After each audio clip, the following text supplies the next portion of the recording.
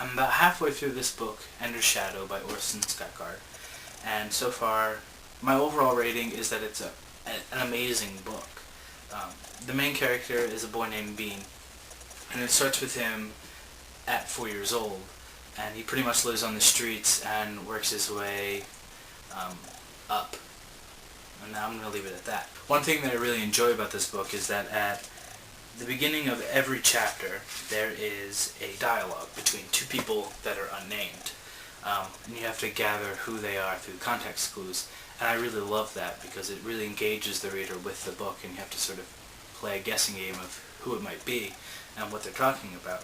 But for me as a reader, I think there's a flaw in this book in that at the beginning of this book, Card talks about how he never meant for the Ender series to become popular among kids, but he wasn't surprised because it's a story about kids.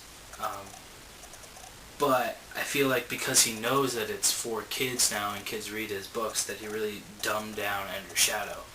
And there are a lot of emotional and spiritual things that are pointed out to the reader, as if you're sort of stupid and wouldn't pick it up, or maybe just ignorant.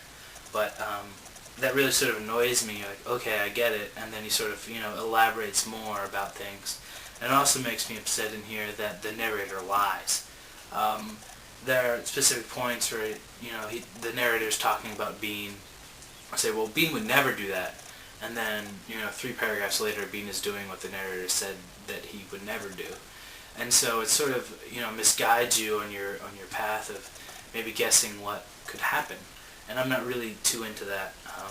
I like to figure things out through reading the truth. I don't like to be misled and then find out that I was misled. That's something that I see wrong in this book. But I feel like I'm doing too many negatives, so I'm going to turn it over and start doing some positives. I guess going off of the whole being easy to read, this book is totally easy to read. You can sit down and read 40 pages in a half hour.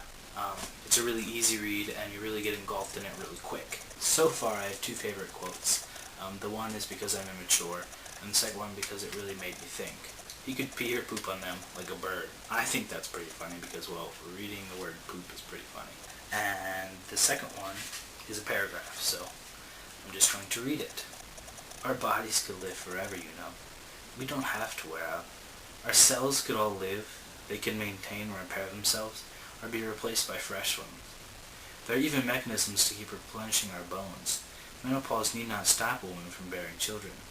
Our brains need not decay, shedding memories or failing to absorb new ones. But God, He made us with death inside.